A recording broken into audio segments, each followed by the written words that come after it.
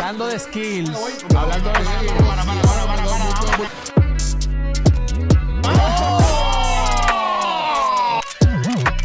Aquí en Base y Fundamento te voy a decir lo que tú mereces. It's an honor having en Base y Fundamento. What?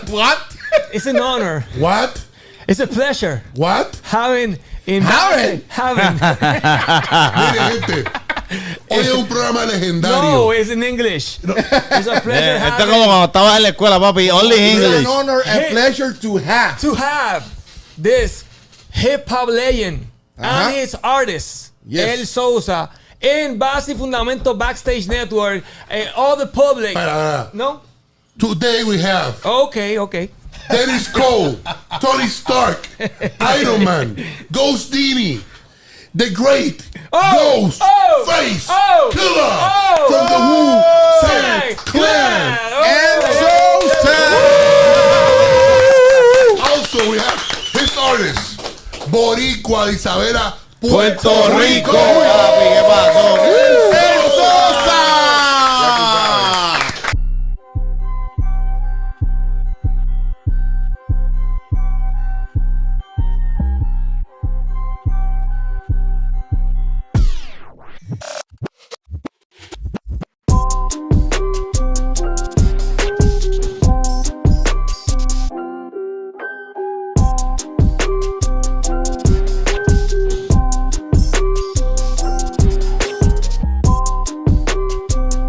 Es una bendición de Dios. Aquí estamos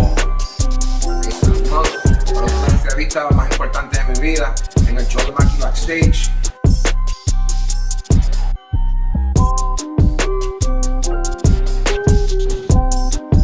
Yo quiero que el público sepa lo complicado que es pegar o hacer este tipo de gestión viniendo del lado oeste de Puerto Rico. Árbitro para este encuentro de una leyenda. It's an honor. It's a pleasure having this. Excuse me. Continue. ¿Quién empieza? Yo estoy bien nervioso. I'm ready for the first question. Yo, I have never been nervous. We have big artists in here, international artists in this program. I had never felt anything, but with your in front of one of your heroes, or one of the best groups of hip hop in the world, you get shook. And today I'm really nervous, but we're gonna go on. We're gonna do the work. We're gonna do the work because we are Base Y Fundamento. Okay. ¿Quién va a arrancar? Yo no me atrevo a arrancar. Mikey Backstage tiene que arrancar. First question. In English. First question in English. In English. Yeah. Okay. Reggaeton. Ya empezó este. Reggaeton. Okay. Hip hop. No, reggaeton. Pero We're gonna make a switch first of all. Okay, So he wants to start with the reggaeton. I want to start with the reggaeton. Okay. You guys are like the guys. So hip hop, rap are the guys. You are like number one, global, number one. But the reggaeton is like winning the position. We have Bad Bunny. We have Eladio Carrion that he has a music, a song with 50 Cent recently. So how you guys see the reggaeton? How you guys like feel about reggaeton? You want to ask the biggest hip hop hardcore group in the world how they feel about the reggaeton movement? Yeah. No, let's listen, man. Who put me? I was on the plane sitting next to this dude, this white dude. I forgot what label he worked for, right? And it was a few years ago, like mad years ago. I don't know, it was like 8-10 years ago, whatever. But there's this kid out here that's doing it called it's Prince. It's like a reggaeton. Prince Royce? Yeah, It's like bachata, urban bachata. I think it's Prince. It's Royce. more like a urban pop. But he had mad views. Yeah. He was like, yo, you need to get out of that and go and you know me, try to get over here. When he showed me the views on his phone, sitting next to me, and I'm like, wow, I never seen no shit like that. I think he had like almost like 1 billion views. You know what I mean? So I'm like, what the fuck? This shit, he's like, yo, this is the next shit right here, next wave, before it even was like to where it's at right now. So I respect it. And I look at hip hop and I look at reggaeton and it's like, yo, listen, man, what's first shall be last, what's last shall be first. It's like, it's winning. It's winning. Yeah. Plus, it's almost, we are cousins of you. We're hip hop. Feel you. In Puerto Rico, it started the same way that the hip hop started in New York. We started by the DJs, right, with people recording in the projects and doing the whole thing underground. And in the first 10 years, it was just the DJs ruling the reggaeton thing. It was only in the streets, not in the radio. That's how we started. You think reggaeton is the #1 right now? Yes. More than hip hop? Yes. You can see numbers don't lie. You Okay. know what I mean? Why you think that happened? What's the factor? It was new. It was new. It wasn't really like heard of like that. Then it's like a lot of Latin countries, like y'all real big. Like the States is the States. You know what I mean? But when you start going to like Colombia and you know what I mean, and Chile and you know what I mean, all of that, it's like it's big, it's mad big. So it's like it's just a wave of shit that you know what I mean. It's a lot of Latin artists out there. A lot. A lot, super lot. And together, I want to feel the same question, but I want to know, what do you think about the back in the days, or not back in the day, but real close? Like there was a video that went viral when Buster Rhymes talks about how the hip hop culture was formed with the Puerto Rican community and the black people community in New York. He said what? I want to make a toast. I want to remind everybody that may not know how the origin of hip-hop was started. The origin of hip-hop was started by the power of black and Puerto Rican people. In case you needed to be reminded, a lot of motherfuckers want to try to gentrify our culture. A lot of motherfuckers want to try to act like they conveniently forget who fathered this shit. Like he said that Puerto Ricans were part of the beginning of hip hop, of the actual fact. culture in New York. Actual fact. Yes. So like he said we like brothers. Yeah. So it's like that. Yeah. Most of my brothers that do graffiti art, that do b-boy, are Boricuas. Crazy Legs from Isabela. Cope 2, I got his shoes right now on. He was the best graph artist. Right. And in the beginning, there was a lot of DJs, and Puerto Ricans were hand in hand with you guys, starting the culture. Right. So at the same time, we start to building something right here in PR with the reggaeton culture. So I'm in the same way. Think about Pedro to say like the reggaeton got all the base of the hip hop culture It have to, because reggaeton, when it starts actually with ragamuffin. Yeah. We got that influence. You know, we got the influence from KRS-One doing the Bridges Over and all that. And then we got people like Jamalski, Supercat, Mad Lion, things like that. Right. And what we did in here is like we mix rap flowing over ragamuffin beats. All of our cousins were in New York and came back. And there was a big hip hop community in Puerto Rico, and we mixed the dancer from Jamaica, Shabba Ranks, all that music, with the hip hop from New York. So that's why the reggaeton has a lot of sounds from New York. Because we took the New York sound, mixed it with the Caribbean sounds, and made the reggaeton. There's a mixture of the two cultures. That's what reggaeton is. It's a mixture of hip hop and dancehall. And everything is about the point that we got in the map, the location of PR, because we got the influence of United States and we got the influence of the Caribbean, from Jamaica and Panama and everything. So that's why it happened. Yeah, that's dope. That's dope. And actually, now that you have El SOSA as an artist, you know, SOSA is a well-known person who can rap in Spanish and very like how you say versatile in English? Versatile. And he got many styles and all that. Yeah. When was the first time that you listened to reggaeton? How was your impact on it? On reggaeton when the first time you heard it. When I first heard it, it was the time when I matter of fact, was it Daddy Yankee in them. With With gasolina, with gasolina. No, with Nori. No, it was with Nori and Daddy Yankee. Boricua. Yeah, I think it was like that. It was like back then, back that time. Okay. That's when I first heard it. Okay, Sosa, how do you hook up? You're from Isabela, Puerto Rico. Eres de Isabela, de aquí de la isla. Viviste casi toda tu vida en Puerto Rico. Hasta los 19 años. Y how you hook up with one of the greatest groups ever Of all time.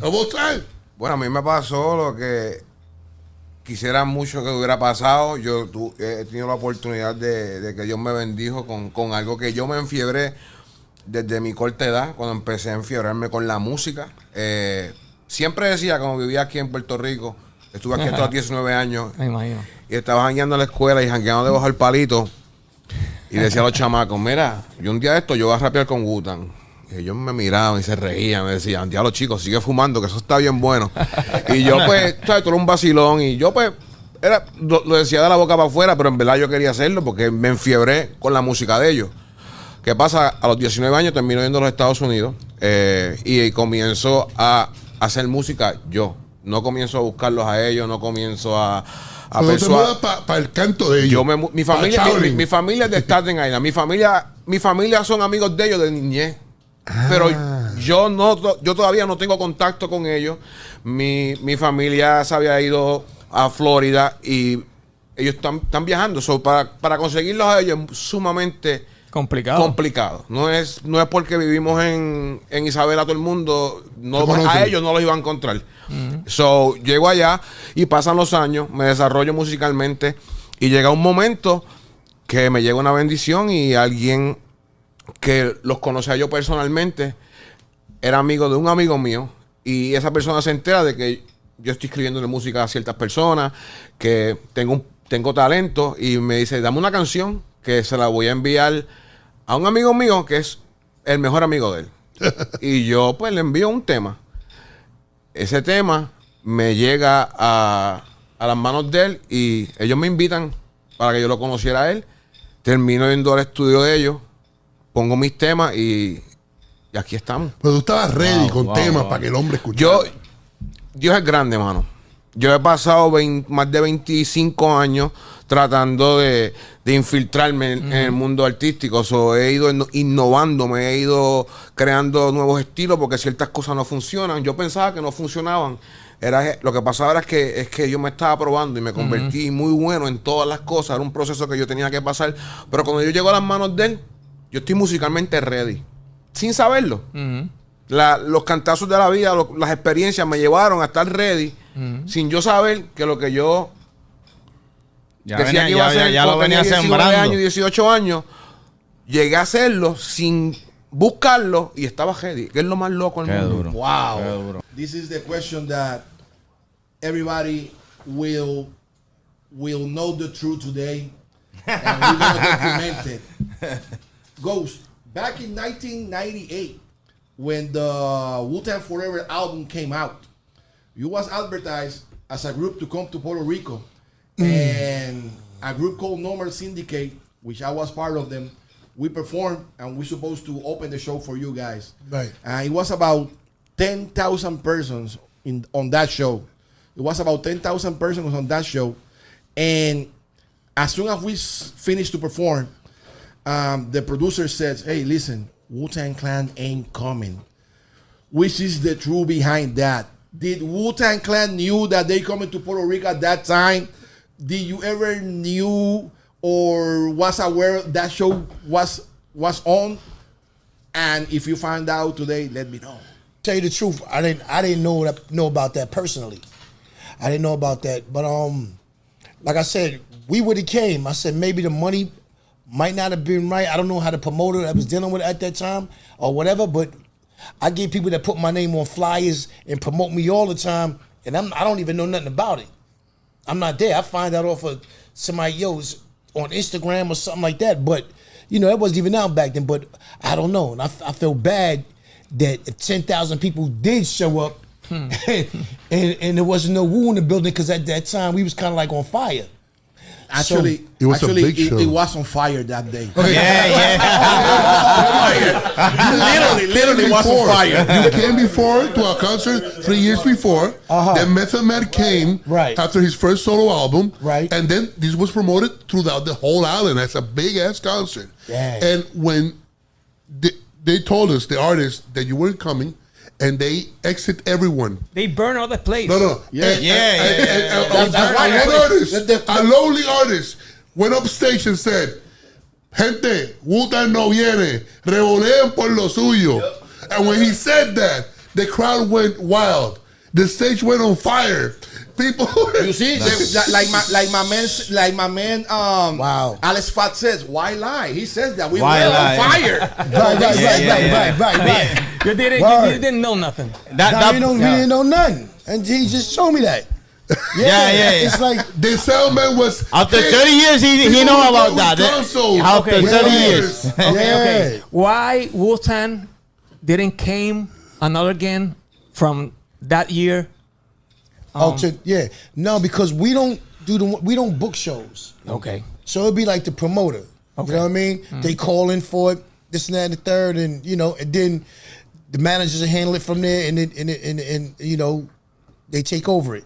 But if we didn't get the calls to come in like that, and if they did probably get the calls, it wasn't probably for the price. You know what I mean? So like, oh no, that's not enough for the. And it could go like that, or we just didn't get the call.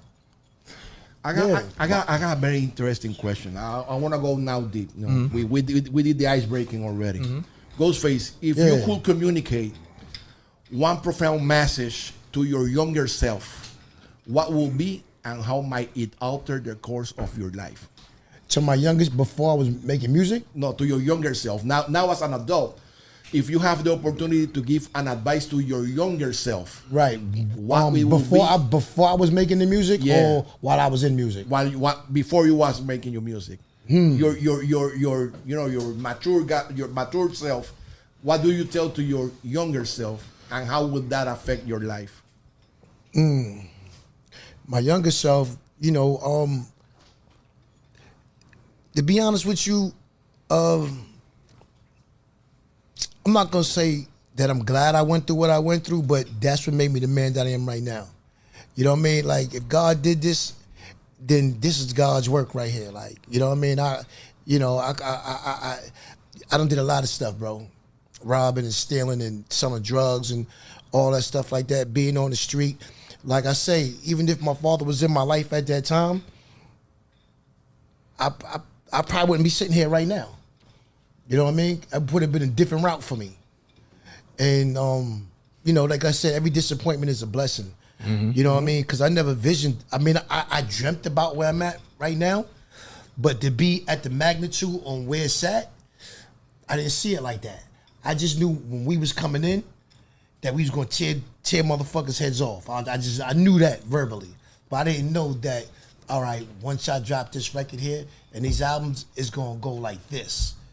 You know what I mean? So I don't know what I would have told myself back then. Probably like, yo, exercise more and learn some new words or something like that or whatever, and just try to at least a little bit stay out of trouble or something. But other than that, I struggled, man. I really struggled. You know what I mean? Like, mom's alcoholic, father was not there. I had brothers with muscular dystrophy in the wheelchair. I'm the oldest, so I had to play that part. You had like 12 brothers. Huh? How many brothers you had? 5. 4. Well, and one of them was in the wheelchair. 2 of them's in the wheelchair. 2 in the wheelchair. There's 2 in the wheelchair. Do you think that the portrait that they did to you, for you? I never watched that show. Never watched it? Never watched it. Why? Because that's not my story. That's not at all. That's not my story. My brothers is in the wheelchair, and they knew and they knew how to speak and all that stuff like that. So I heard RZA had him in there, not trying to, and not blaming my brother, but you know what, Hollywood or whatever you want to call it, Hulu. But my story is, I got a story. That's like, it's deeper than that. That's water. That's just watered down, whatever the case may be, like that. So you think that they put a little frosting on top of it, like matte frosting. Matte frosting. You know what I mean? So that's why when people ask me that question, I'll be like, yo, I even be like, all right, go looking and stuff like that. But to be honest with you, RZA, we just talked about it the other day. He said, yeah, I know you didn't see it, but yeah, I didn't see that. You in that show, they show you and Raekwon as bitter enemies. Nah, and like you hated each other and you shoot off each other, and you're like a duo. You're like the first duo not doing. And all your records, there's Raekwon, and his records you're in, and that's the best thing of the record, that you're both in both of you guys' records. Right. So how was that relationship started? You were were you enemies or you were friends? What happened? Me and Ray was cool. I mean, that part right there wasn't even about Ray. It was somebody else. Wow. You know what I mean? It wasn't about Ray. Me and Ray never had no. That's why in the beginning we was like, yo, what the fuck you know what I mean? And shit like that. But I guess he just tried to make it for what it is. You know what I mean? For TV or whatever. But me and Ray never had no problems. It was somebody else that I started some bullshit, like I told you, and then it came back to me. Damn. You know what I mean? Ah, man. But that part right there. I think that is even disrespectful to you, man. I think you know. I know what you mean. Yeah, I know what you mean. But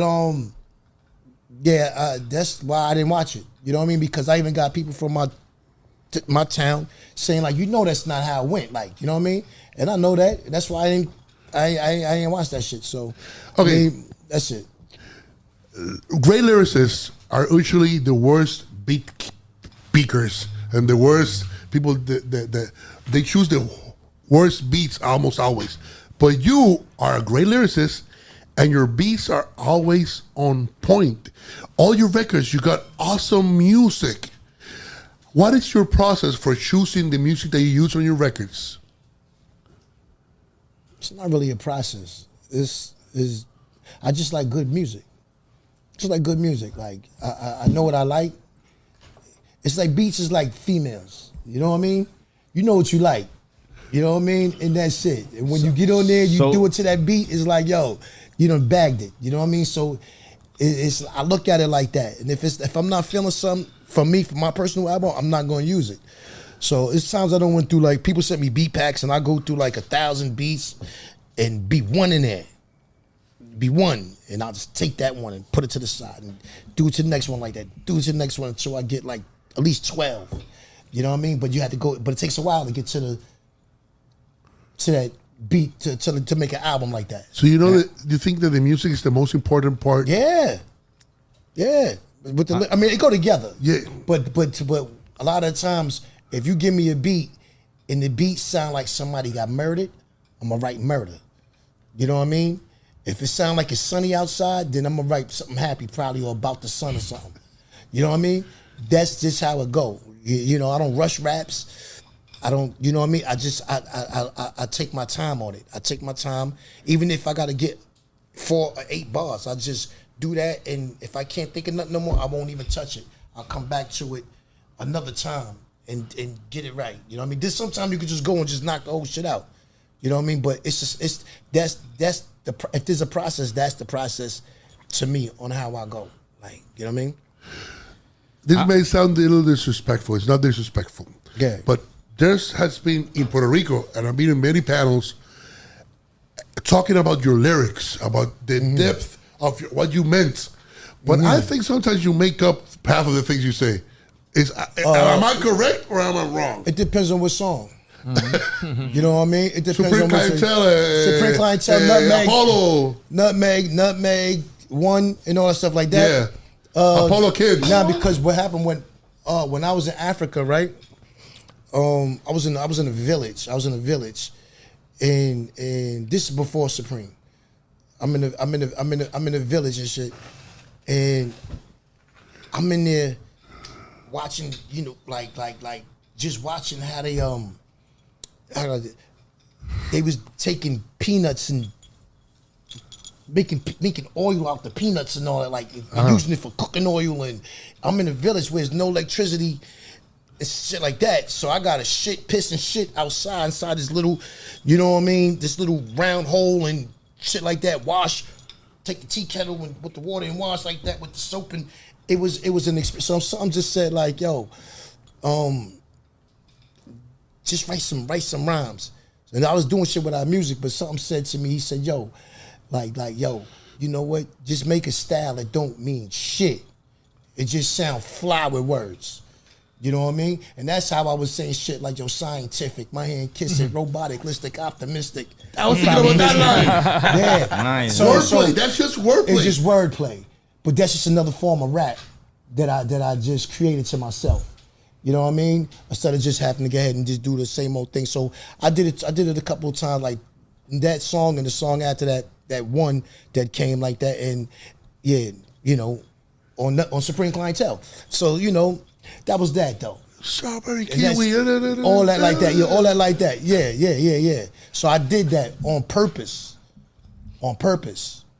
I just want to bet. You know what I mean? Thank you very much. Yeah, it was on purpose. Yeah. But then you got people out there that try to decipher that shit and don't even know, like don't they trying to figure it out. But it's I can't even figure it out. Exactly. You know what I mean? I've been in shows. I've been part of a podcast and shows. Just deciphering your lyrics. Yours lyrics. And people know this. He means that. He means that. That's what I tell you. You know what I mean? Especially those two or three records right there, like, you know what I mean? But now when you hear shit, you don't, I'm out of that chamber. I know. You know what I mean? Like when I spoke to, God bless the dead, MF Doom, he was like, yo, as far as the mass and the same style and cadence, he said, yo, I got that from you. You know what I mean? And you know, that's my brother and all that. But I'm like, all right, cool, because we supposed to did an album together, me and Doom. You know what I mean? All abstract shit, like, you know what I mean? So when he told me that sit next to me on the plane, and you know what I mean, it's like, I'm like, oh, okay, cool. Like, you know what I mean? Because when you listen to Doom shit, it's almost like the same thing. You don't really understand him, but he got the mask on too. Like, you know what I mean? Because I've been left the mask alone, but he came back and brought it back. I was going to ask you about that. You started with the mask. Yeah. And why did you took it off? Because they didn't have enough masses for me. You know what I mean? It's like, you know, they had enough. I'm tired of wearing stocking caps. You know what I mean? So I just was like, yo, I can't take this shit no more, man. Because it's like I'm rapping and it's like it's really making me sound muffled through the stocking cap. If you did that, like MF Doom had a guy that went to the shows for him. He wasn't even him. Oh yeah, he does that. He was doing that shit. Yeah. But in the beginning, there was a guy with too much shadings in the Wu-Tang video. That was you. Or there was someone else. On what? In the first video of Wu-Tang, there's a guy with too much shadings with a mask. But he didn't have your build. He was smaller. You're big. You're a big guy. What was the first video? Yeah, the first. I didn't have a mask on in the first video. No, he had the stalking. Stalking. Got the stalking in the didn't have first the video. stocking on in the first So it's video. not you. That's protect your neck. That's protect your neck. Yeah, but who had this sock? There's a guy coming up front with too much shadings. Two machetes. And I was fighting. That's not him. That's not him. It's too small. No. Yeah. I think that might have been my man Lounge or somebody from the hill. I think. So I won 2 bets now. Yeah. Yeah. Definitely. Yo, Ghost, my bad. I got a question. I think about it's gonna be together with the same question. I think. How do you interest in Latin music or have a Latin artist? Yeah. And how do you connect with the music or SOSA music? What have his music that you say? Oh, his music speaks to you. Like when my guy brought SOSA to me, and he played the shit. It's like I hear people music, but this one, it was just something about it where, I mean, like I said, it spoke to you, and it sounded mad big. Nice. Like I felt the hit inside the song. Even I didn't know what he was saying. You know what I mean? I would ask him like, yo, what's that about? What song is that about? But it was so well just put together. It just sounded like it was out there already or needed to be out there. So, and when, like, I'm not the only one that heard it. It was like I had people in there that heard it. You know what I mean? So they going crazy. Like, you know what I'm saying? So it was like, oh, okay. I see what this is about. I have a good ear, you know, for the Latin music too. Right. So you feel it, you connect. You just know automatically. You just know. I didn't know what he was saying, but it was like, yo, you just know. But then when you got other people just vouching, like, yo, that was me right there. Play that back, or play that one again. You know what I mean? And then he started showing us videos and shit. He already had his shit together, man. He was it already. Nice. So nice. now that you have the opportunity to make your music, you know, and probably get out to other outlets like this one right here in Puerto Rico, which is your dream collaboration that you might have with a reggaeton artist that probably might be looking for this podcast, and you can tell them like, hey, yo quiero colaborar contigo, o me gustaría colaborar con tal o tal artista. ¿Cuáles serían esos artistas que te gustaría colaborar? Bueno, ahora estoy en un nivel que con cualquiera, en verdad. Estoy que llegué a un nivel que cualquier estilo, pero siempre decía, porque sé que van a buscar en entrevistas, y siempre he dicho, Arcángel. Me encantaría hacer un tema como lo llevo diciendo muchísimos años. Han salido muchos artistas nuevos. Eladio Carrión. Es alguien que me veo haciendo música. ¿Te identificas con él? Me identifico con él. Ahora antes me gustaba decir que iba a hacer featuring con ciertas personas porque los veía en ciertos estatus. ¿Tú me entiendes? Cuando yo me descubro como artista, digo, ahora yo quiero hacer featuring con gente que vayan con lo que yo estoy haciendo, no porque estén más pegados que otros. ¿Tú me entiendes? Sí, con tu color. Con mi color, porque estoy tratando de verdaderamente hacer temas, no hacer cualquier cosa. Ahora cuando yo escribo, exacto, ahora cuando escribo un tema, ya tengo a alguien en mente dependiendo a cómo ellos tiran el background de ellos, porque ahora es como una obra de arte para mí cuando hago un tema. Qué duro. Ok, ¿tú crees que un artista que no es calle pueda cantar? O sea, ¿tú crees que un artista que no es calle pueda cantar maleanteo? O sea, dentro de lo que son tus códigos. O sea, si no eres calle, ¿puedes cantar sobre la calle? ¿O necesitas vivir la calle? Bueno, yo te voy a hablar de mi experiencia. Viste, yo no te puedo escribir nada que yo no haya vivido yo personalmente o uno de los míos, que yo estaba ahí y me la vivido con ellos. Y puedo hablar de eso porque puedo hablar de eso. Pero también hay casos que, pues, si te la puedes vivir, vívetela hasta que te pillen. ¿Tú me entiendes? ¿Tú me entiendes? Y he visto un show con ustedes que hablan de eso.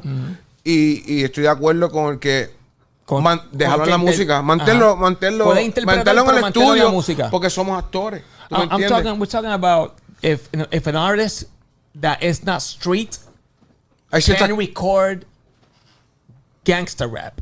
If you're not street, you can record gangster rap? You can't or you can? You can't. Can't, right? He's asking. I'm asking if like if you are not from the streets, like if you're gonna, how you gonna rap about the streets if you are not from the streets? Everybody's doing that. Everybody's doing that. Everybody's doing this new generation. Yeah. You know what I mean? Back then, you probably would have had a problem. You know what I mean? But now it's like you can't do nothing to these guys. You can't say nothing. It's like it's a whole new wave of just like everybody's doing it. Like it's like no code in the streets. There's no code. Nah. It's code. gone. There's no code. No code. You know what I mean? You can't even speak to these young guys like that or try to drop a jewel on them like how we was getting jewels dropped on us back in the days. You can't teach them. Like they just don't want it. They don't want to hear it. They in their own bag, and that's it. So all that is over. You know what I mean? It's like you just got to accept it and get in where you fit in. That's because we're having a lot of changes in the Latin music. Right. Like you guys in the hip hop too, because I remember that back in the days you're like very street guys, but now we see artists like Tekashi, like no, don't make that into conversation. But the worst. It's something that is it's happening.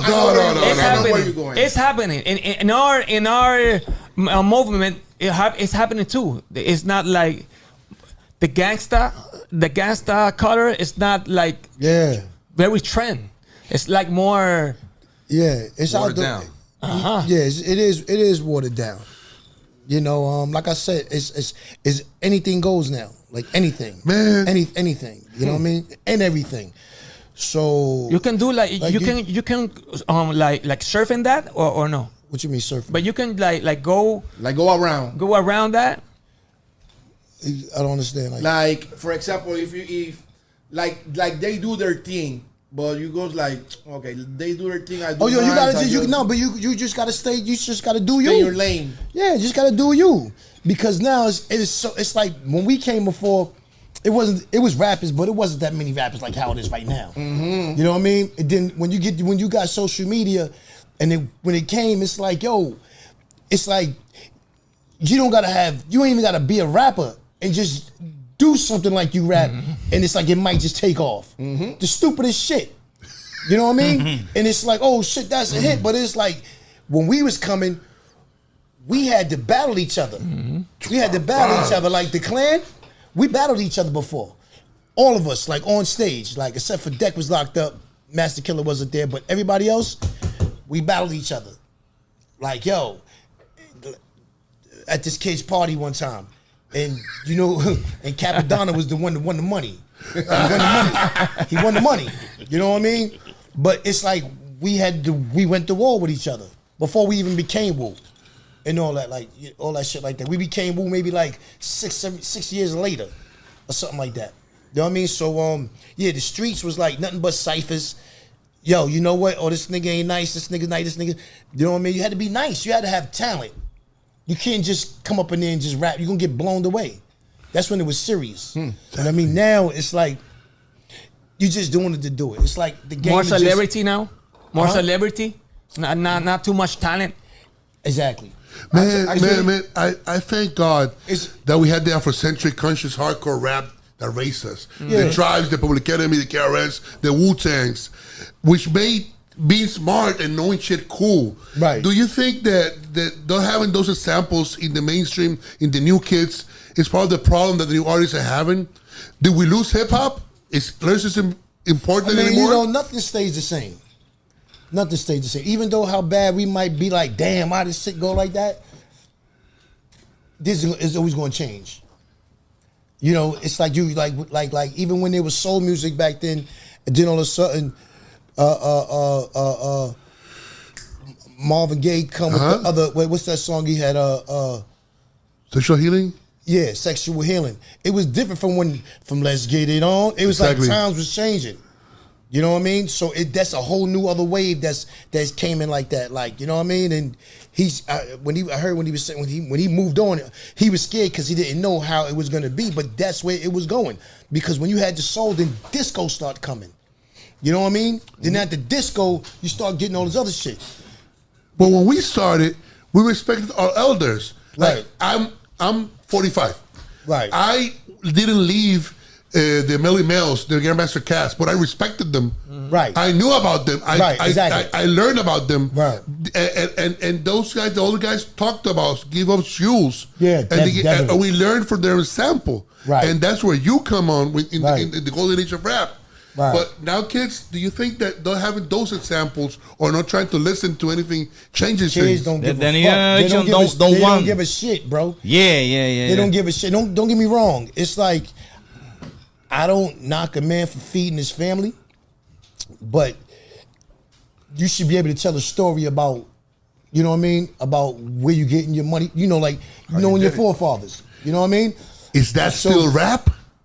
Is this? I don't know what you call it. You know what I mean? But I guess it's rap to them, even if it's not our rap. You know what I mean? That's they rap.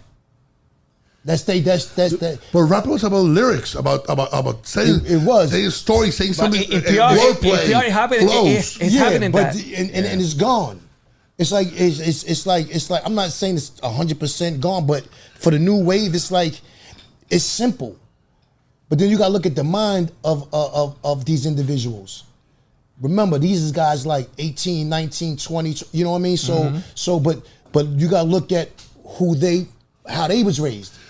You wrote all that I got is you when you were like 16. You were a kid. I know, but that wave with that Method Man wrote a 14-year MET Show the Man. Yeah, but that's that wave, crazy lyrics. Yeah, but that wave was different. We was like, when we was young, we was like already like grown men.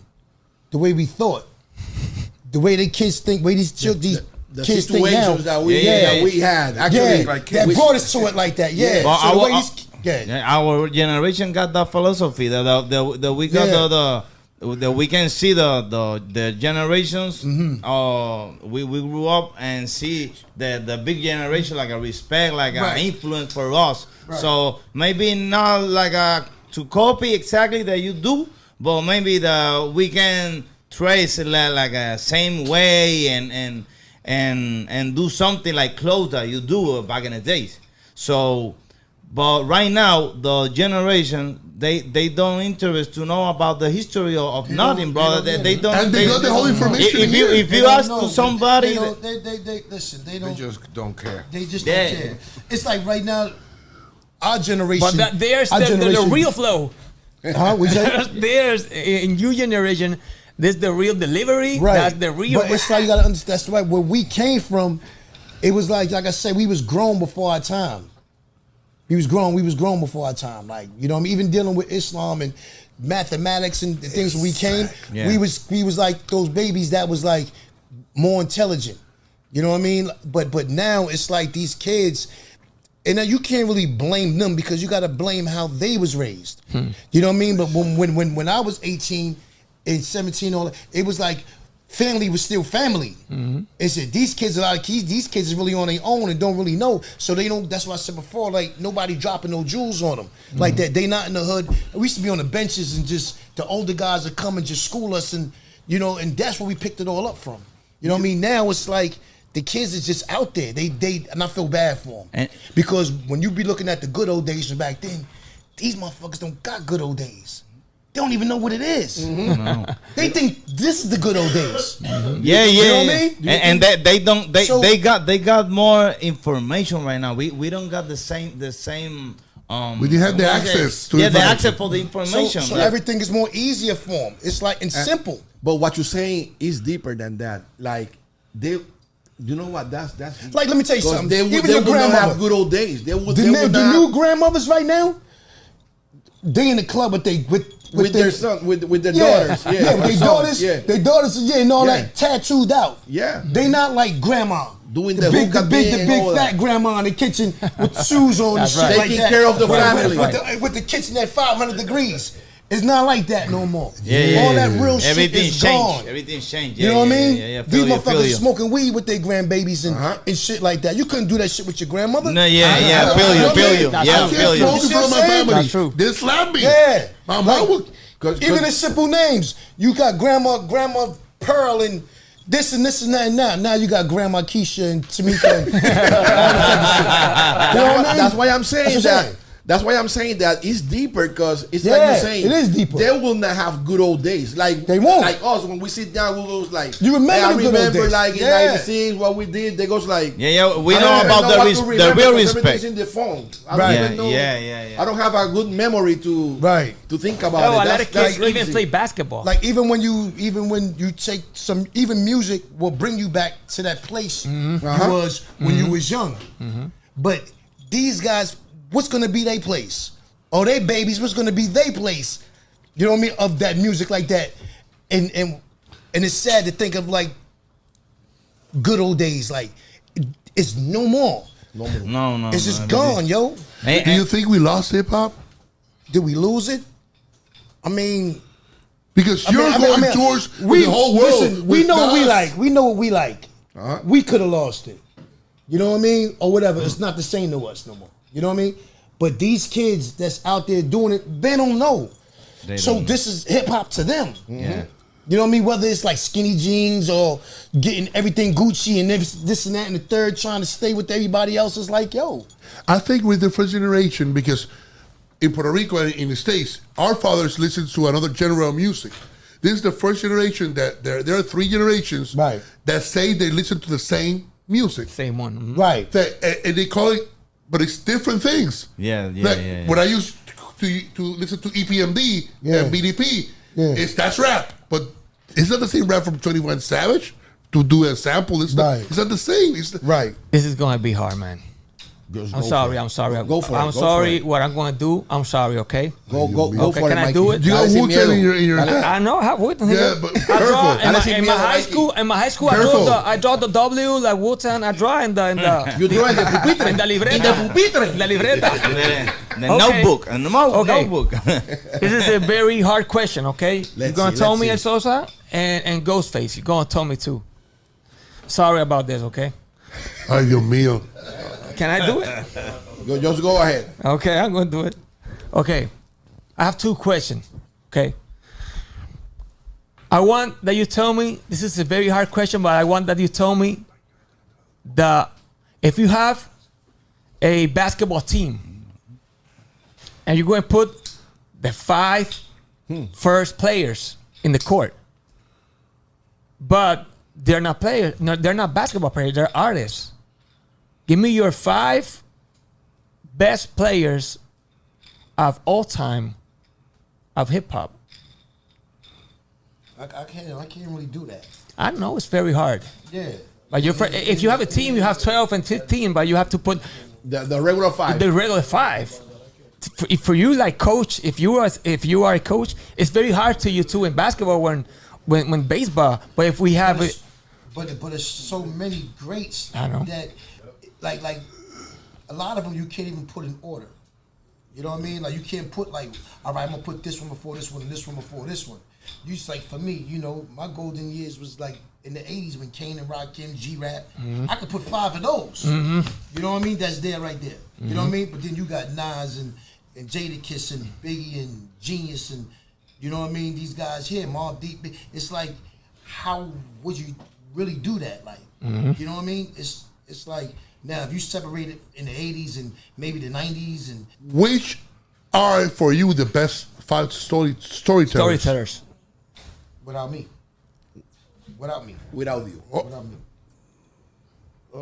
Slick Rick, Nas, Slick Rick, Nas.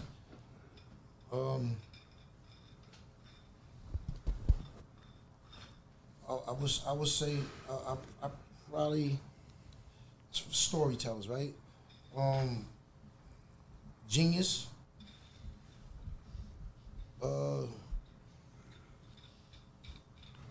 Rakim could tell a story too. Yep. That's 4. Ghostface Killah. Yeah, I'm not even diving in. Eso lo digo yo, porque como lo puedo incluir, I don't know, stories, probably Eminem. You know what I mean? Yeah. Coño, lo tenía en la Probably mente. Eminem. Stan. Because Stan is It's incredible. He's incredible to me. So I can't leave him out in there like that. But Okay. that was just stories. Damn. That's just real quick. For It's probably us- there's probably more than that. For us, Yo. Yeah. like the Mount Rushmore of like all the flows of rap is like for us is Rakim, KRS, Big Daddy Kane, Cool G Rap, and Slick Rick. For us, all the Storytellers. styles. That was No. storytellers or rapping? It's rapping. Oh, cool. For me, all the styles come from those 5 guys. Right. That's right. For That's you, right. which of those 5 are what inspire you the most? What that you come from? That come your style from those 5. From those For those 5, five. which is the one that most identifies your style? Your style comes from. I loved Rick since the 80s when he first did Lottie Dottie, when it was just on tape. The street, yeah. I got that tape. You got a tape? Yeah. You got to give me a copy. Okay. So yeah. Since that time like that, I loved Rick like that. Like, you know what I mean? Him and Dougie Fresh. You know what I mean? So it'll be him first. I don't got an order for anybody else, but if it was for me like that, it'll be Rick. It'll be Rick. Don't you think that you have a little bit of Cool G rap in you too? Your stories and your. Because I go places. I go places when I rap. I don't know. I love G Rap. You know, because people sleep on G Rap. They, you know, he should be in more conversations than what he's in right now. Like G Rap. Me and Kane were just talking about that. He's hard. He was like if you could take those, he was the hardest out of all of them. Yes. I'm talking about hard. Like D Block hard. You know what I mean? He was like that. You know what I mean? I don't know, man, because I got so many styles. It's like I'm just one of those guys. I'm like I could cover so much ground. It's like I could do regular rap, I could do R&B rap. You know what I mean? Like you could just you can't just put me in a box because it's like I got just mad styles to it, like. And you went to different phases. You know what I mean? You went with the abstract phase. You went to your more commercial phase, and you went with the R&B, like more and more with Neo and test shit. the waters. And then you went underground doing stories and doing those epic. But let's talk about your Def Jam's times. What happened then? Those times, because I fell off on Def Jam. They had so many artists there. Excuse me. I fell off on Def Jam. They had mad artists in it, but I wanted to go there because they was like the Yankees. Yeah. So I'm like, yo, I got to get over there after I left Sony. But then when I got there, it wasn't the same. It wasn't the same. It was like they had so many artists in that building. And your music changed, and you were doing like singles and that's what I'm saying. It just wasn't a fit. It wasn't what I thought that was gonna be a fit because they was winning. You know what I mean? Because me and Sony had big problems in there dealing with Razor Sharp and all that. When after Supreme Clientele, it started like getting a little shaky in there because I was on Razor Sharp with RZA in them. But then I wanted to really like do my own shit. You know what I mean? Get my own shit, and a lot of lawsuits was going on in there at that time. So I couldn't even. It was like I had to make a decision, and then that's when I had left Razor Sharp. And then wound it up on Sony, but then shit happened over there where it just wasn't working, and I wanted out, and I left. If you have to do a soundtrack of your life with 10 tracks, which will be those tracks? A soundtrack of my life with 10 tracks? With 10 tracks, hip-hop tracks, any artist. Right.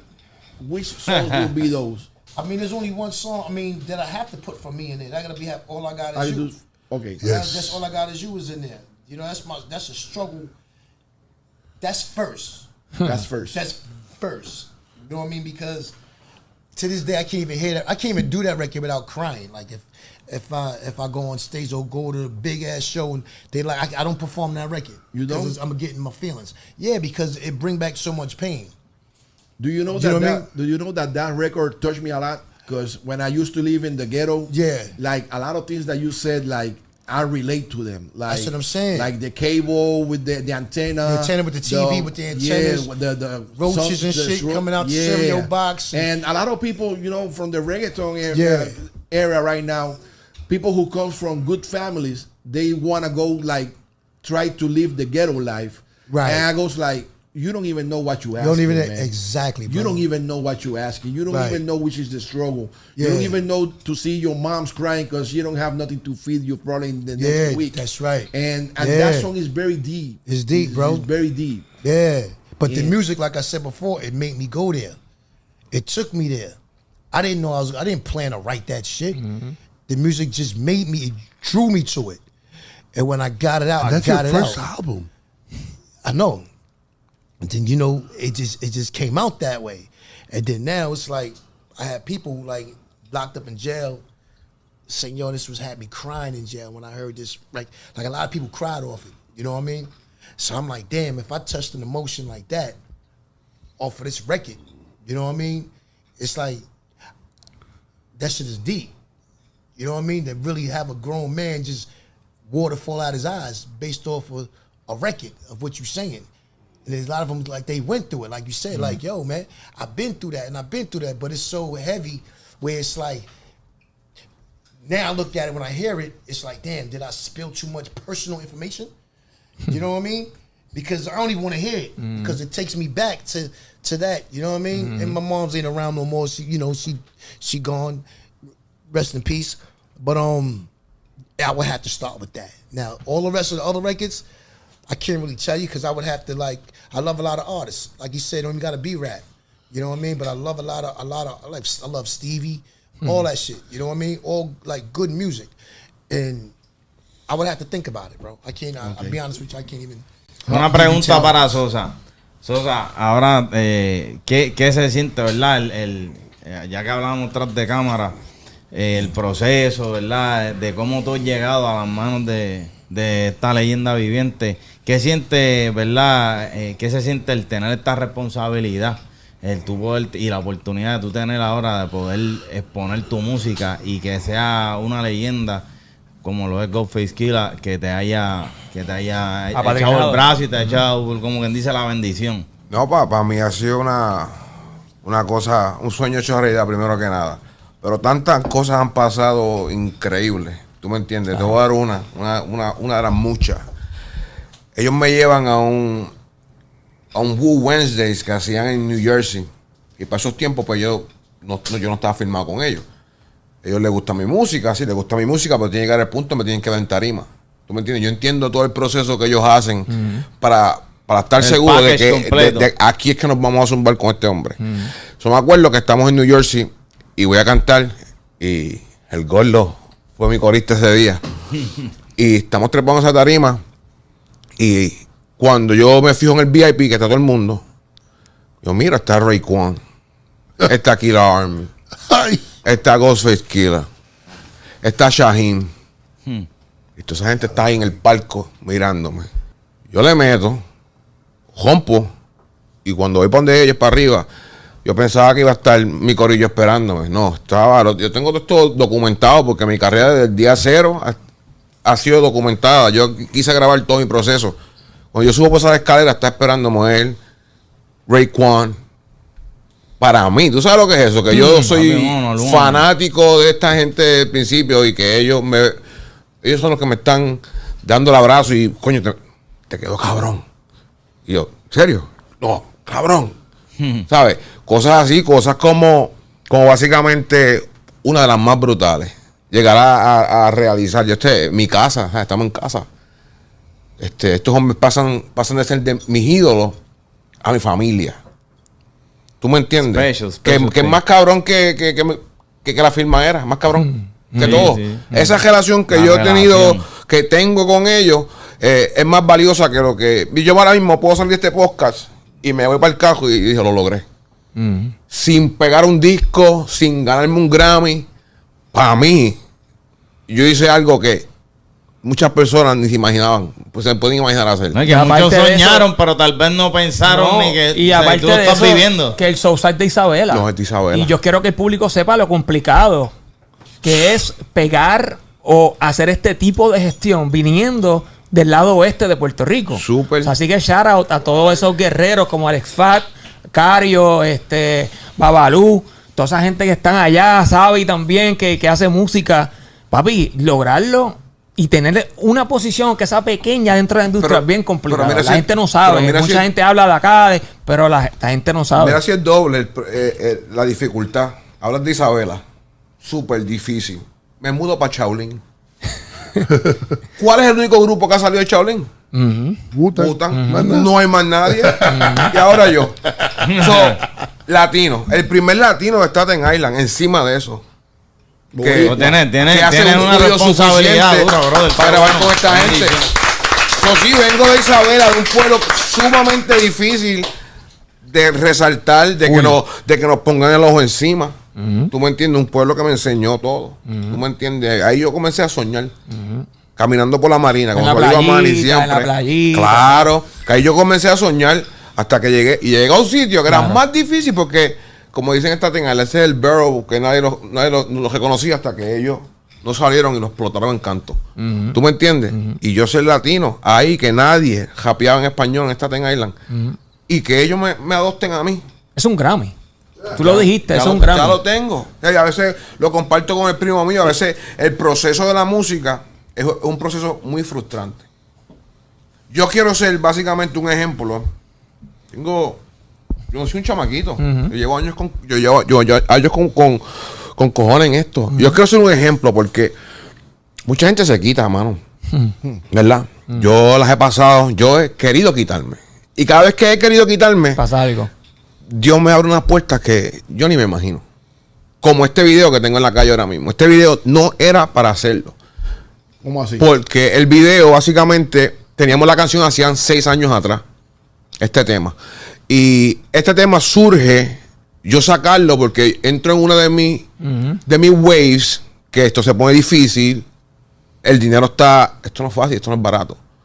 ¿Tú me entiendes? So, entró uno de esos que, mira, ¿tú sabes qué? Prefiero no meter la música, pero voy a soltar todos estos temas que tengo aquí guardados. Por lo menos uno de estos temas se va a pegar. Y comencé a perderle el miedo a lo que era, tienes que tenerle 50,000 pesos de promo, 10,000 por acá. Si, eso no es la fórmula para todo el mundo. Yo tuve manager que sí invirtieron cierto dinero, tampoco me pegué. So, yo y mi primo siempre decimos que tú sabes que vamos a hacer las cosas y ya está. Vamos a soltar este video. Este video me ha quedado tan brutal a mí. Yo tengo actores de The Wire. Yo tengo actores que salen en series de televisión. Este video lo dirigí yo. Esto fue un proyecto que yo dije, ¿tú sabes qué? Yo quiero que alguien lo filme. Y yo lo voy a dirigir. Porque por primera vez en mi vida yo quiero que lo que yo escribo lo quiero proyectar. Ningún productor ha podido sacar mi visión. Y en este proyecto yo decidí decir, tú sabes que yo voy a tomar total control de mi visión. Y yo dirigí a este hombre. Dirigí a actores de Hollywood en un video que ellos dijeron, sí, ¿cuánto me vas a cobrar? Creemos en ti.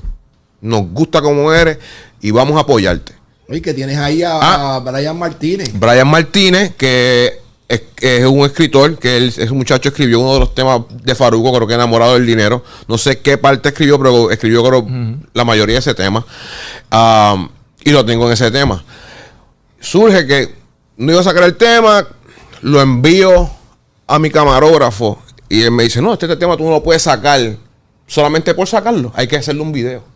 Y le digo, no, es que no hay budget para hacerle este video ahora mismo. Y cuando digo que Dios abre las puertas, comienzan cosas a pasar. Si tú ves el video, hay Ferrari, hay escenas de casino. Tú ves el video y dices, gastaste, cabrón, 20,000 pesos en ese video. No, mano. Lo que gasté fue llamadas telefónicas. Y ahí fue que yo dije, ¿tú sabes qué? Esto es lo que yo voy a hacer. Porque se abrieron puertas, como vuelvo y te repito, imposibles de abrirse. Yo creo que tú eres un ejemplo para todos esos artistas que piensan que por ser del oeste, por ser de Puerto Rico o por tener cierta edad, ya la capacidad de lograrlo es bien mínima. Pues qué bueno, brother. Qué bueno que te has dado la tarea de seguir luchando, seguir componiendo temas, lanzando música. Porque mira, como tú mismo dices, ¿quién se iba a imaginar que este pana de Isabela, Puerto Rico, estuviese trabajando mano a mano con las leyendas del hip hop de Estados Unidos? Así que te felicito, definitivamente, gracias, brother. Gracias. Te felicito. Te iba a preguntar, Sousa, ¿cuáles son los planes que tienen desde ahora para adelante, que estás trabajando de la mano de los muchachos? Bueno, ahora mismo pues ya, 1 de enero soltamos este disco que gracias a Dios, y quiero decir algo, ya que estoy aquí, es para que lo digo porque yo sé que esto lo ve mucha gente, y te dije que quise hacer un ejemplo. Este video yo lo suelto, y yo decía que este video me iba a llegar a un punto que me iban a reconocer. No que me iba a llegar a ser súper famoso. Con este video, yo iba a llegar a un punto que la gente dice, ¿quién es ese tipo? Déjame buscarlo. Siempre lo dije antes de grabar el video. Y después me decían, no sueltes el video porque la promo. Mira, el video no me ha llegado ni a 1,000 todavía. Y el video lo ve una persona que quiero mucho, Manny. Y Manny hace acercamiento por ese video. No lo vieron más de 1,000 personas, pero lo vio una sola persona que tenía la amistad y las conexiones con ciertas personas como ustedes que me dan la oportunidad de estar en este show. Yo he visto gente con videos de 2, 3 millones y están haciendo lo mismo. Yo le di con fe. Yo dije, ¿tú sabes qué? Lo va a haber uno. Eso es verdad. Lo va a haber uno que me llegue hasta aquí. Aquí estamos. La gente siempre piensa en los views. ¿Verdad? Quiero 1 millón, quiero 2 millones. Yo prefiero que me vea una persona, pero que esa persona me ayude a seguir escalando. Sí, exacto. No es que me haga rico, es que muchos artistas quieren cantar en tarimas que haya mucha gente. Y cuando hay 20, 30 personas dicen, yo no voy a cantar ahí. Y a lo mejor pero ahí está esas 20 personas estaba el que Y además tiene Y va a llevar a miles de personas. No ver la escalera ni ven el proceso. La historia de mi Y vida, más esa ha cuando sido la está- historia de mi vida. Y siempre, y vuelvo y repito, que mi primo siempre es como mi otro lado del cerebro. Y siempre me lo dice. Uno lo que hace falta es que nos vea. Y sigo escalando, hasta que llega el nivel que quiero estar. Full. ¿Tú me entiendes? Pero me he gozado el proceso. Eso El proceso me frustraba y me molestaba. Claro. Y yo decía el por qué. Y hoy yo sé el por qué. Es que tengo tanto conocimiento. Si yo no hubiera pasado por las cosas que yo hubiera Hubiese pasado, tenido esa historia aquí. no estuviera aquí. Claro que sí. ¿Tú me entiendes? No estuviera ready para las cosas Si que alguien estoy ahora ready. mismo, si alguien ahora mismo en la industria musical se lambe y te manda un rafagazo. Yo te voy a hacer claro, ¿verdad? yo te voy a hacer claro. Yo no estoy para la queja. Pero hay. En verdad, yo no estoy para eso. No quiero, ¿verdad? Ni traer esa energía hacia mí. Pero te mide, hacia mí. te monta. Ya los temas están hechos por si acaso. ya están hechos por si acaso. Pero no es mi enfoque. Estoy enfocado en verdaderamente traer lo que hace falta. Música diferente, música de verdad. Mencióname el top 5 de los artistas más duros ahora mismo según el SOSA. Bueno, según... Te voy a decir otra cosa. Yo no escucho a mucha gente porque yo me escucho yo. Pero que me gustan, no te puedo mencionar ni 5 canciones ahora mismo que están pegadas. Porque es que no escucho a nadie. Estás enfocado en tu música. Estoy enfocado, yo enfoco mi música desde siempre. Mencionarte artistas que me ha gustado ciertas cosas que han hecho y me puedo ver haciendo cosas con ellos, sí te puedo decir 5. Tú me entiendes, voy con Arcángel, como siempre te lo estoy diciendo, me gustaría hacer algo con Eladio Carrión, me veo haciendo algo con MC Ceja. ¿Sabes por qué? MC Ceja, ¿Tú sabes papi. por qué? Porque a pesar de haber me enfiebró con Wu-Tang, después que conseguí a Wu-Tang,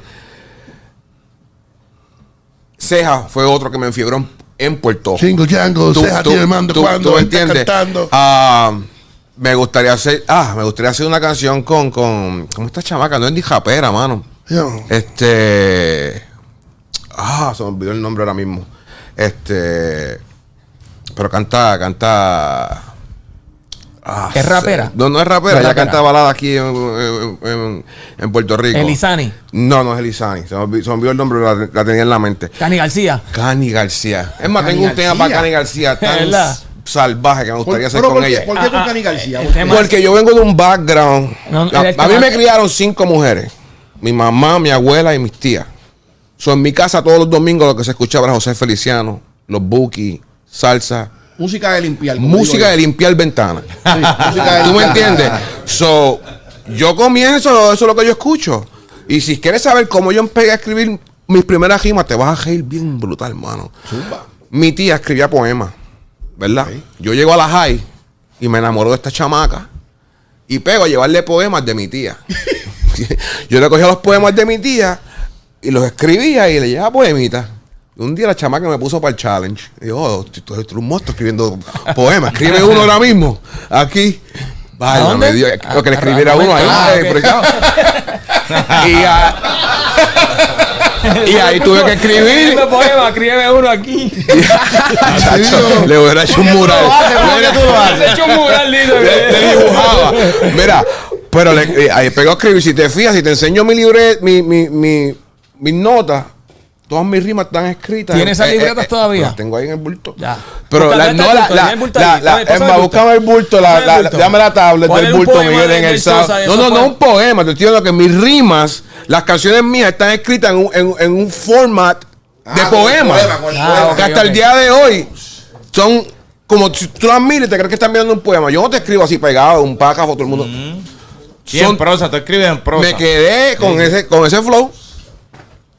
Yo quiero leer, que estoy esperando que me busque la libreta del Sosa. Quiero leer Un cómo poema. escribe este para. Dame que pulso. ¿Tú vas a leer un poema, Mikey? Papi, yo lo voy a leer. Aquí. Una canción de las mías. Dale, papi. Zumba, a ver qué es la que hay. Esto va así. Así es que se prueba. Random. Esto va así. Maestra la escribí el otro día. Ahí está. Ahí está. Se llama Semillas. Dice: Qué grande la egolatría que tenía. La visión. La visión 2020, pero nadie la veía. Pero nadie veía. Pero nadie veía. Creí Lela, saberlo, lela. creí saberlo todo. Creí saberlo todo. Espérate, creí saberlo todo. Qué irónica es la Qué vida. irónica es la vida. Sembrando decepción, no sabía lo que hacía. Yo recojo las cosechas de mis malas noticias. Mi pronóstico del mis malas semillas. Perdón, exacto. Recojo las cosechas de mis malas semillas. Mi pronóstico del tiempo, malas noticias. Me acostumbré a perder. Casi en nadie creía. No me sentía como el joven que... me sentía como el joven que soñaba en la marina. Sabiendo la verdad, le vendí mentiras. Perdóname, Wilson, por exponerte esta vida. Quise sentarme en la vía y esperar por un tren, pero no lo pude hacer ni voy a subir al Edén. Son cositas así. Duro. Me gusta. Deep, de deep, eso se deep. trata. De eso se trata. Yo creo que... Zumba. Ghostface. You are known like there's a Wu-Tang sound, and you've been known like to be like the holder of the keeper of that sound. And also, you have been doing this for like 30 years now, more. Yeah, probably more. 30, yeah. And you said once that you never wanted to be called old school. Definitely. What is the secret of maintaining your longevity and that sound and being on point?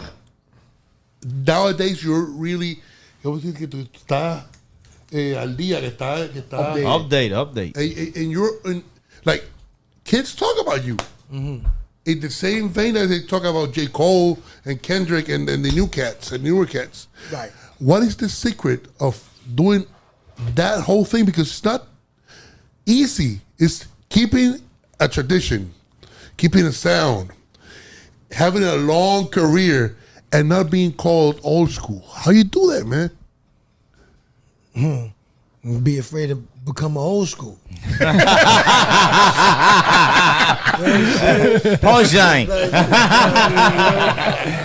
Punch. Like, yeah, and being around, I mean, you gotta just, I mean, it's that's first, like, you know what I mean? I gotta like fear that. But, just trying to stay grounded and just do what you've been doing. Like I love music. You know what I'm saying? I love beats, and I try when I'm writing, I try to just, first I'm gonna say the shit that I like. I'm not writing for everybody else. I mean, I do, but I gotta do it for me.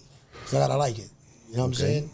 And then, that's it. And try to be around guys that, still keep my lingo up, because I'm not wild in the streets like I did before.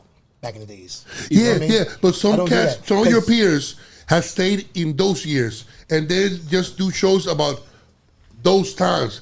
You got things in the 2000s, in the 20s. It's like, it's so much, people don't understand. Knowledge is infinite. So many things to talk about. You know what I mean? Like, even if I get 70, man, and 80, and if I got false teeth in my mouth, I'm talking about it.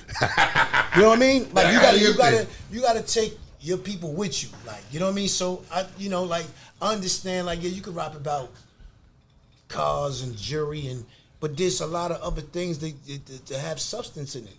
You know what I mean? And I don't know. It's like the way I see music and the way I see the game. It's like, yo, first of all, this shit is an illusion. You know what I mean? A big illusion. Whoever can paint the best illusion is going to win. I don't give a fuck. You know what I mean? Puffy could go to a crap table and he could ass bet the whole shit, but they think he got the money on him. You know what I mean? And it's not there. I learned that early. You know what I mean? So it's like, it's a game. What do you mean it's the game, rap game? It's the game, bro. Play the game. And that's it. Like I ain't gonna say no names though, but I heard a couple of rappers that's big rappers from out of the South. When they did their first record, they went and bought a bunch of fake chains. You know what I mean? Yeah. And shot a video inside a big ass crib, and put a couple of nice shirts on, and they made the song. I ain't gonna say who it was though. Yo, this shit is a smash. You know what I mean? But they got on after that. So they played the game. You know what I mean? So like I said, it's an illusion, bro. It's like it's just how you play it, how you dress it up, and everything. But I know how to read it.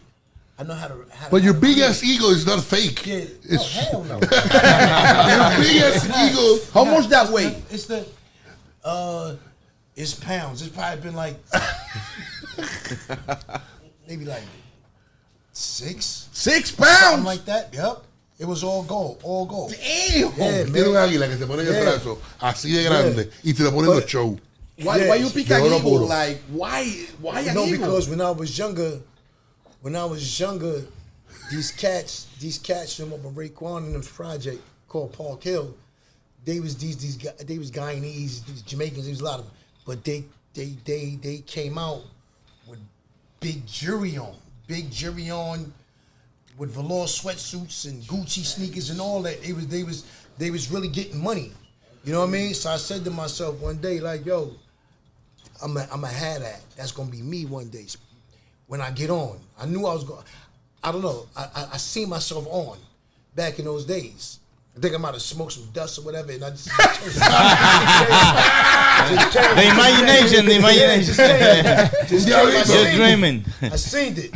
So when I got on and we was doing that, I was like, yo, I gotta, you know, that was like my costume.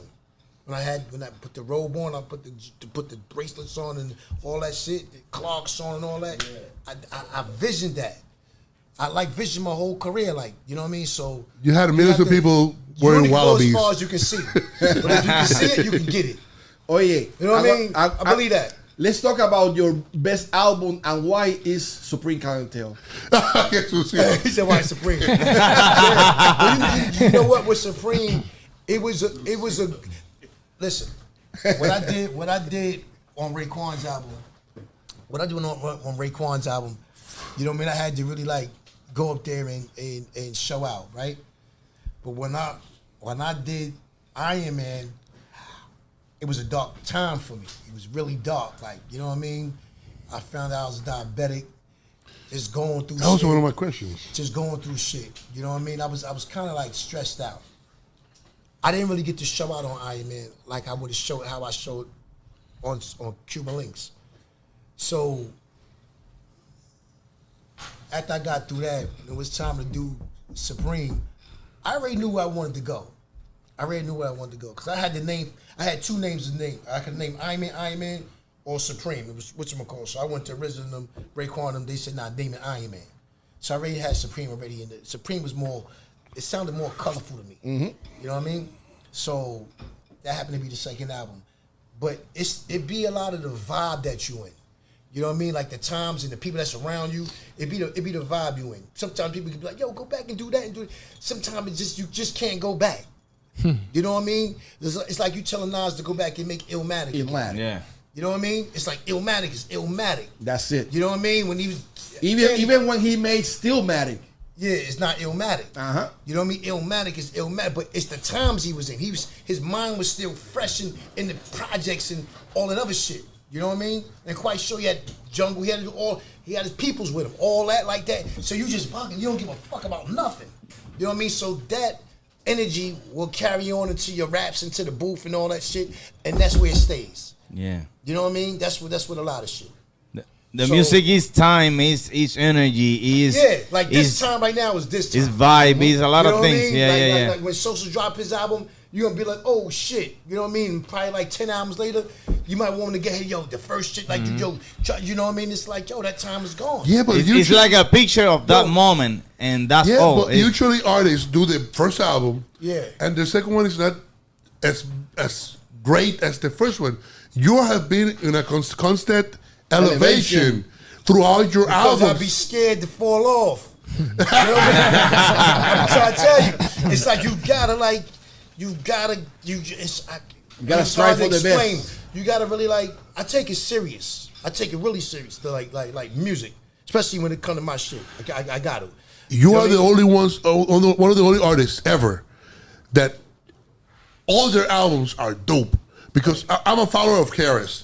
Right. But he got some albums that are not that, and then he comes back and but and other artists have been, but yours, right? Like and they're all different. Like They're different. I listen to 12 Reasons to Die Right. for when I'm in a certain mood.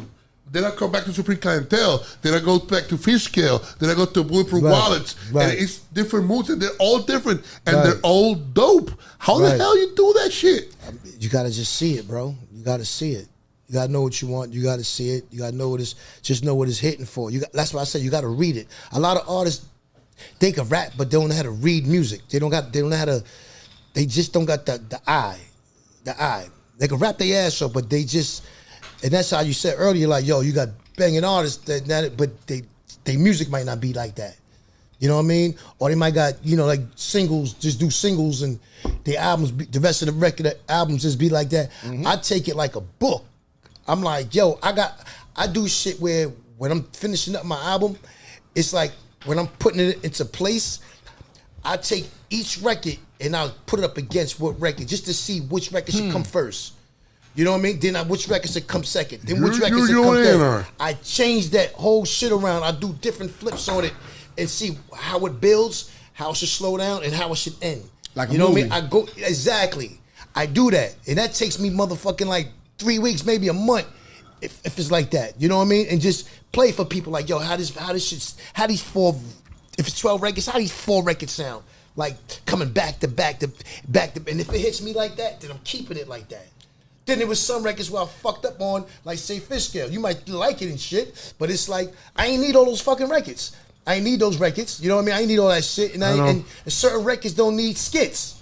But I love skits though. But certain records just don't need them. If you got a bulldog that's just all chunky 9-10 records, nigga, that's the shit. You don't need to fuck that. You know what I mean? Unless you got to try shit. But I was learning. You know what I mean? I was learning as I was doing it. I'm learning. Now I'm in the pocket now where I know now. I'm in my 50s. But you know what I mean? But it's like, yo, when you do collaborations, they sound fat. You do Wu Massacre, you do Wu Block, and they're also insane. And they're different vibes. Yeah. You just gotta know music, man. You gotta just love it and just know it. And just know not how to sound corny. You know what I mean? You don't want to be like, yo, just know when to chill the fuck out. Like, nah, I can't fuck with that. You know what I mean? And then certain shit you could just be like, all right, yo, cool. But then I always get somebody's advice like, yo, keep it 100 with me. You gotta have motherfuckers keep it 100 with you. Because you could dive out the window, jump out the window on some bullshit, and it's like... The worst thing to have is a yes man. The worst thing to have is a yes man. What happened? Did you really have a beef with Biggie when he was alive, when you started your career? When I started? When you started, was there really a beef with Notorious? It wasn't really a beef. It was like, I was 25. We was just wailing. You know what I mean? Just wailing, just saying shit. We just, whatever I felt. And at that time, it was rapper shit.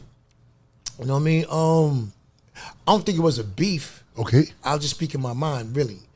You know what I mean? But and I could see how people could take it as a beef and stuff like that, and I could see how he could take it as a beef.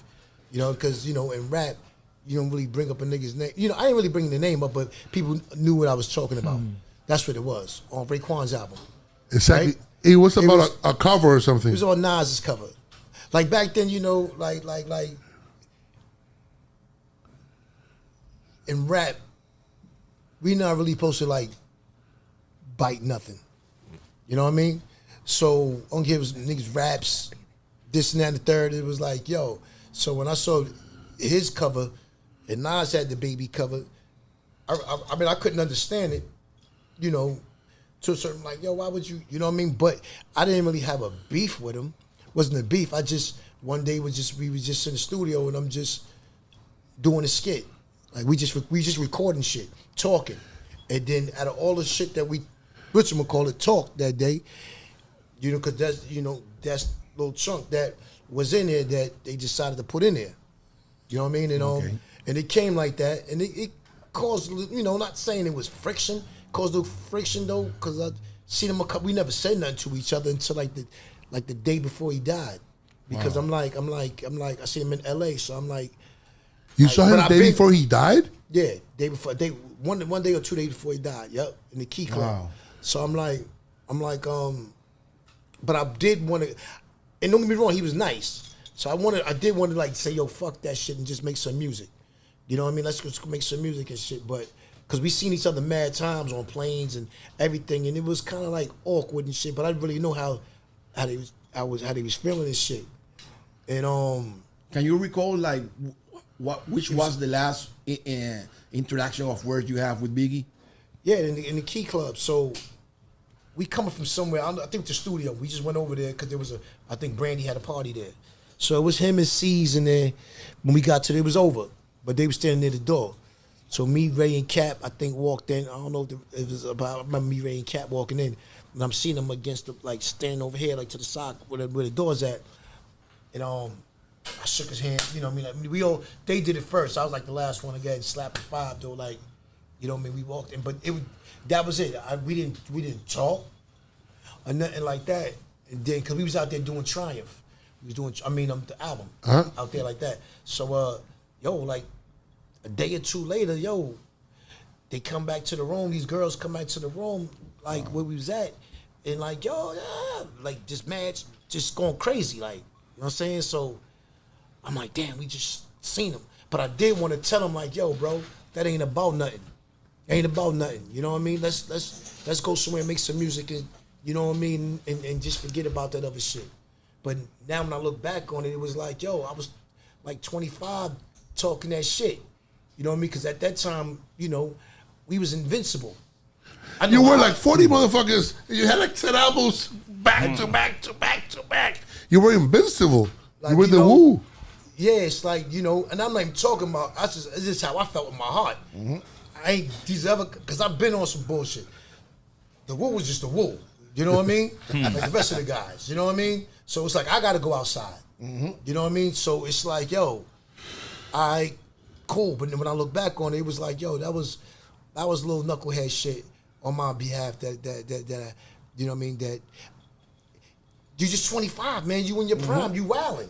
If you have the opportunity to talk to him right now, I'll tell him the same thing. Yo, it wasn't about nothing. Yo, I'm sorry, bro.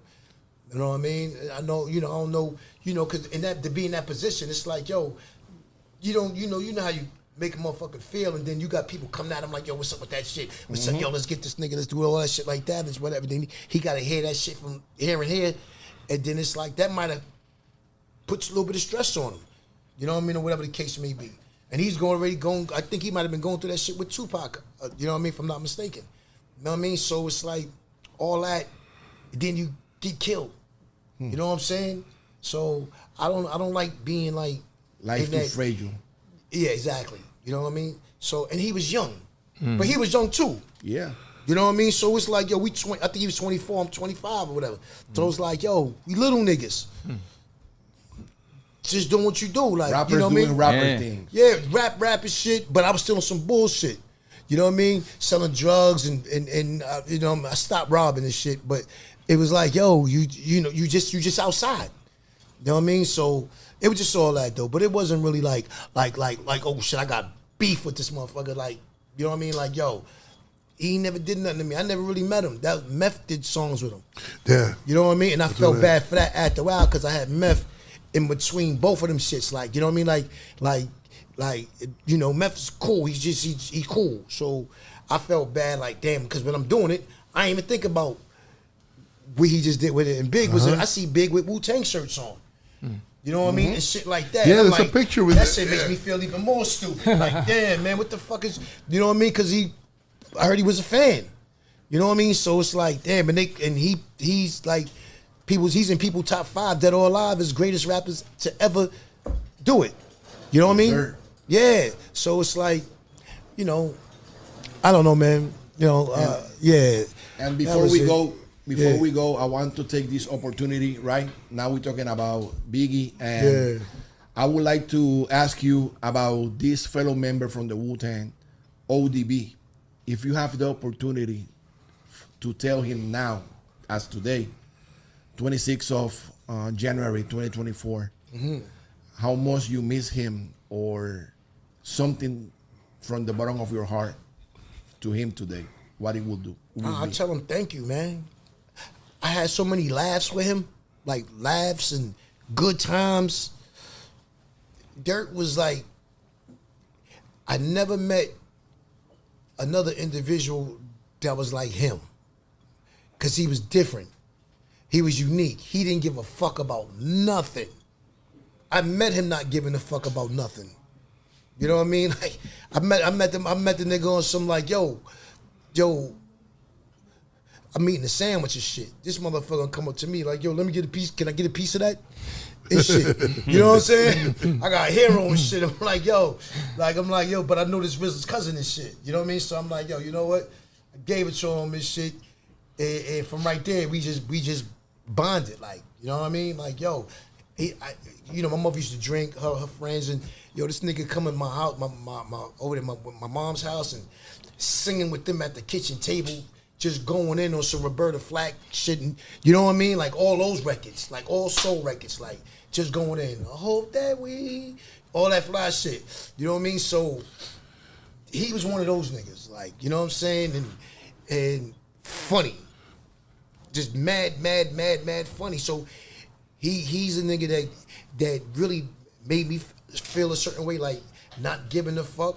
That, you know, Dirt was like, he'd fuck around and drop a piece of a sandwich on the floor and wipe it off and say, yo, Dirt, God made dirt don't hurt. You heard? He's one of them niggas. He'd do it. He'd do it right now in front of y'all. Like, just do it. Like, he never got embarrassed. Never. He'll sit up here at the interview and fuck with his nose and pluck big boogers and shit. Like he just one of those, but bag every fucking bitch that you'll be scared to bag and get her. I'm telling you. And I seen it with my own eyes. Like, and I'm thinking this nigga gonna get slapped. Never got slapped. Like, bring the bitch to the show, like, just in the mall. Like, he one of them niggas that'll go to the chicken. I seen him do shit like, yo, you don't know who I am? You don't know who the fuck I am? Like, literally, like, cursing and everything. And the bitch don't know, and he just be like, me and Mariah.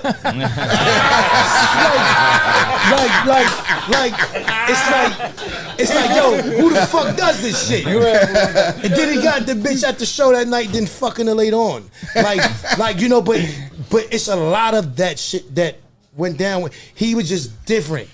But people, after a while, you know what I mean, them drugs got to him a little something, but, you know, and then, especially when he came out, he wasn't never the same. You know what I mean? Because he, I guess, bugged out a little bit, and they feed him the medications and getting him more fat and blown up and shit like that. And it was just like, he went in there, it was the medication that really made him change. But yeah, and it was like, yo, man. And the thing about him is just that it's like, not even saying it's a mystery, because I don't believe in mysteries, but what was the name of his first album? Return to the 36 Chambers. And that's where he died at. And he returned back to the essence in 36 Chambers. And it was like, but that was your first album. Wow. You know what I mean? So you return to the 30s, and you died and returned right back to the essence in 36 Chambers. At 36 years old, I think. You know what I mean? It's not even fair. So yeah, you know what I'm saying? Wow. So all of that adds up like that, like, damn, yo. And God don't make mistakes, so everything is already preordained. It's already destined for your expiration date to be right there. You know what I mean? So it's like, but that was my brother. I missed it. I kissed him. I got a hug. I got to do everything with him. I'm like, yo, man, I love him, yo. I love him. That's why we have to take the opportunity every day to tell your significant others, your parents, if you have them alive, your daughter, your sons, whatever, all of that, friends, man. Calling. If you have a problem with somebody today, just grab the phone, make a phone call, and settle it down, because life is too fragile. It's true, man. I want to say thank you, SOSA, Mikey, Predator, Aldo, Ghostface Killah. Thank you, brother. Thank you so much for this moment that you gave us today. Thank to you. all the people who is actually watching this podcast. This is our first podcast in English, so Yeah. I don't know if In they Spanish, understand. Yeah, Spanish. it's I don't Spanglish, know if yeah. they are understanding what I'm Yeah, saying. it's a privilege. It's a privilege for us that you guys come here and Right. talk with us and give it your time and give it some love. So we appreciate Yo, it man, so much, bro. I just want to thank you guys. I want to thank Yeah. you for giving me one of the best days in my life. I've Right. been one of my Yeah. heroes. Yeah, no, we good. I thank you for all your music. I Right. thank for Wu-Tang saved a lot of lives. Wu-Tang Right. is for the children. Right. And Wu-Tang you. is Yeah. forever. Forever, brother. Thank Yes. you. I Un appreciate aplauso y'all. para Ghostface para el Woo! Y esto es Base y fundamento.